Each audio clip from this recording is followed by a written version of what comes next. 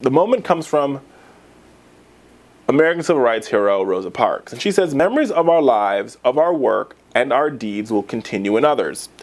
And I think Rosa is so right. And I want to take her quote a step further and talk about pipelines, right? So I think what we don't do enough of as a culture is create pipelines for people. I've made it, and for example, I've made it, and when I made it, it took me a long time. But since I know what I did, why don't I use my memories and my work and my deeds to help somebody else make it?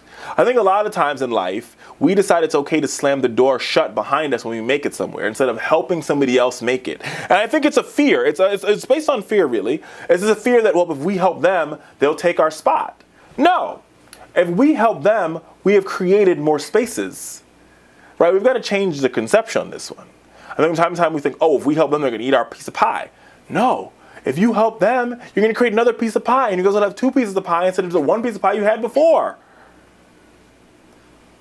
So, when you think about the memory of your life, when you think about your work, when you think about the deeds you do, think about how it has impacted others. How did you help your neighbor?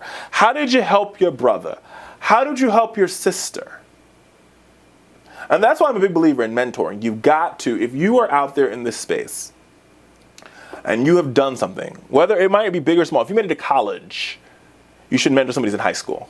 If you made it to high school, you should be mentoring somebody in middle school. If you graduated from college, you should be mentoring somebody that's in college. If you are a doctor, you should be mentoring somebody that wants to be a doctor. If you are a journalist, you should mentor somebody that wants to be a journalist.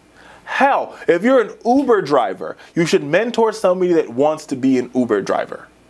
Because you have done something that they are trying to achieve, and you could make their life a little bit easier by helping them out. I think sometimes in life, folks, we forget that we stand on the shoulders of other people. Just because we think we made it all the way by ourselves and we worked our behinds off, we've made it. But I'll be honest with you. The Fowler Show would not exist if it wasn't for Cathy Hughes creating Radio 1 50 years ago on a dream and a prayer. Cathy Hughes wouldn't have existed if there wasn't a black-owned radio station before her. None of us would have existed if Christmas Addicts didn't fight in the Boston Massacre. We stand on shoulders of giants, and we've got to remember that. Every time I go on air, both here at the Fowler Show and on regular television, I think about who was the person that went on air that made it okay for me to be on air. And it always goes back to this one moment at the 50th anniversary of the March on Washington a couple years ago, where Medgar Evers' wife, Myrlie Evers, said, "It's amazing to wake up and turn on my television and see black people talking about politics on TV, because when I grew up, I never saw that." And that moment for me was a transcendent moment where I'm like, oh my goodness, 50 years ago, there wasn't a Richard Fowler on television. Even though you might not like me, even though you might think that I have crazy views, even though if you disagree with me on Edward Snowden, top of the show, right? I am here. And me being here means that I should be bringing somebody else along with me, so that there's not only the Fowler Show, but there might be the Brian Show, or there might be the Lisa Show, or there might be the Hillary Show, or there might be the...